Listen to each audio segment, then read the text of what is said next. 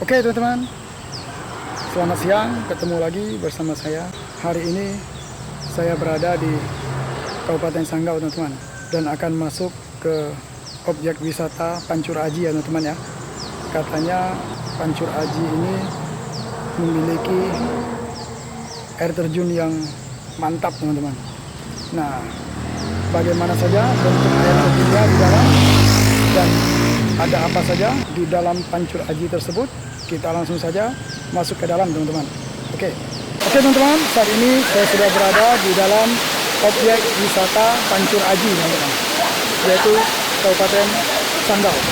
Nah teman-teman, lihat teman-teman ya, di belakang saya ada air terjunnya teman-teman, dan banyak orang lagi mandi di bawah air terjun tersebut teman-teman.